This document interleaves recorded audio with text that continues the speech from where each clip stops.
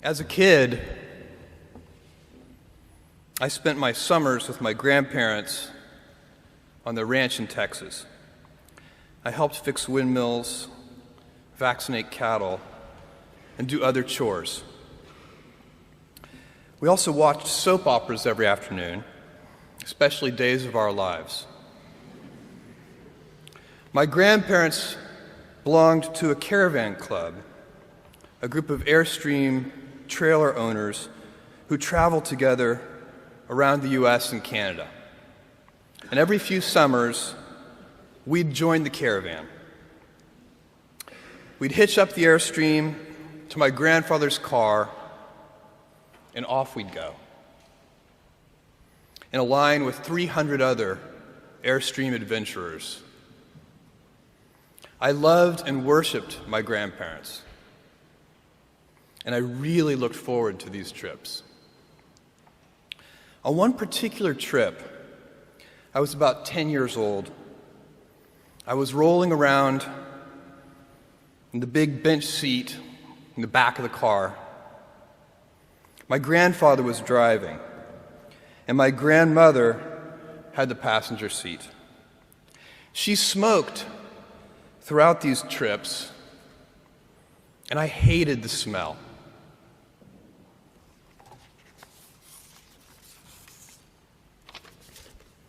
At that age, I'd take any excuse to make estimates and do minor arithmetic. I'd calculate our gas mileage, figure out useless statistics on things like grocery spending. I'd been hearing an ad campaign about smoking. I can't remember the details, but basically the ad said, every puff of a cigarette takes some number of minutes off of your life. I think it might have been 2 minutes per puff. At any rate, I decided to do the math for my grandmother. I estimated the number of cigarettes per day, estimated the number of puffs per cigarette, and so on. When I was satisfied that I'd come up with a reasonable number, I poked my head into the front of the car, tapped my grandmother on the shoulder, and proudly proclaimed, "At 2 minutes per puff, you've taken 9 years off of your life." I have a very vivid memory of what happened next, and it was not what I had expected. I expected to be applauded for my cleverness and my arithmetic skills. "Jeff, you're so smart. You had to have made some tricky estimates. Figure out the number of minutes in a year and do some division." That's not what happened. Instead, my grandmother burst into tears.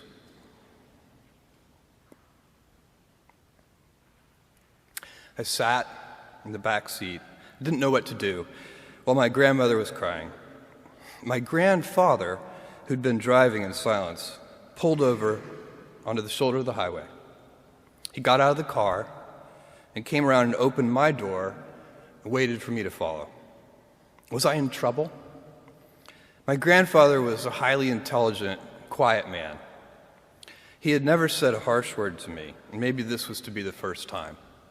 Or maybe he would ask that I get back in the car and apologize to my grandmother.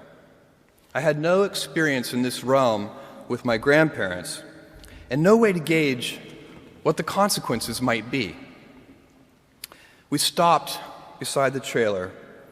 My grandfather looked at me, and after a bit of silence, he gently and calmly said, "Jeff, one day you'll understand that it's harder to be kind than clever."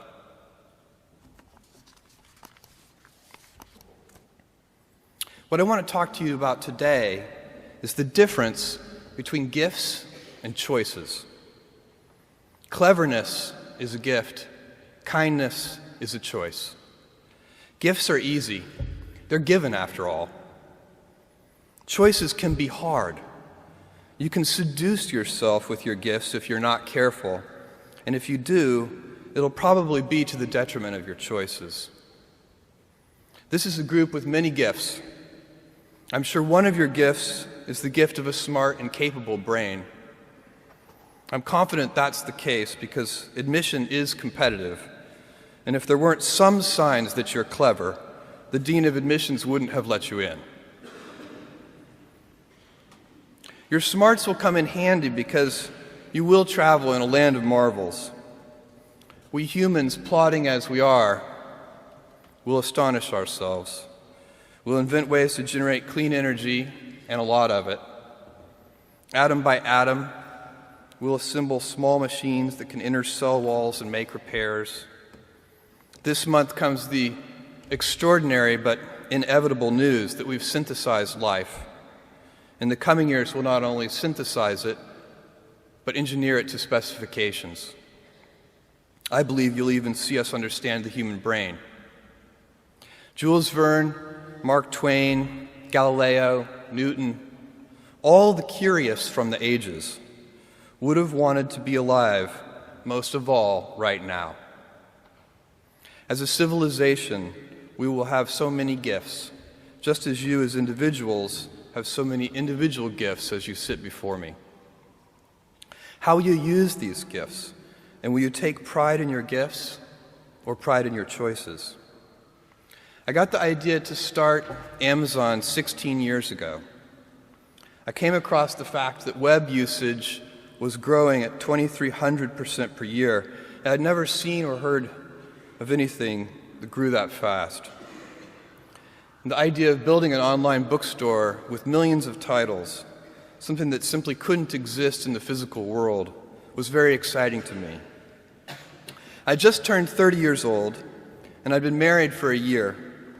I told my wife, Mackenzie, that I wanted to quit my job and go do this crazy thing that probably wouldn't work, since most startups don't, and I wasn't sure what would happen after that. Mackenzie, also a Princeton grad and sitting here in the second row, told me I should go for it. As a young boy, I'd been a garage inventor.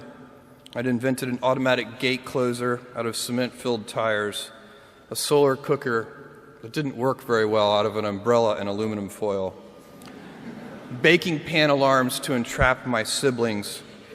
I'd always wanted to be an inventor, and she wanted me to follow my passion. I was working at a financial firm in New York City with a bunch of very smart people, and I had a brilliant boss I much admired. I went to my boss and told him I was going to start a company selling books on the internet. He took me on a long walk in Central Park, listened carefully to me, and finally said, "That sounds like a really good idea, but it would be an even better idea for someone who didn't already have a good job." That logic made some sense to me, and he convinced me to think about it for 48 hours before making a final decision. Seen in that light, it really was a difficult choice, but ultimately, I decided I had to give it a shot. I didn't think I'd regret trying and failing, and I suspected I would always be haunted by a decision to not try at all. After much consideration, I took the less safe path to follow my passion, and I'm proud of that choice. Tomorrow, in a very real sense, your life, the life you author from scratch on your own, begins. How will you use your gifts? What choices will you make?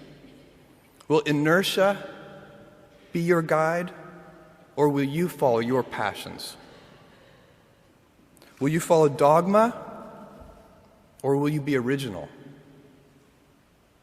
Will you choose a life of ease, or a life of service and adventure? Will you wilt under criticism, or will you follow your convictions? Will you bluff it out when you're wrong, or will you apologize? Will you guard your heart against rejection, or will you act when you fall in love? Will you play it safe, or will you be a little bit swashbuckling? When it's tough, will you give up, or will you be relentless? Will you be a cynic, or will you be a builder? Will you be clever at the expense of others, or will you be kind?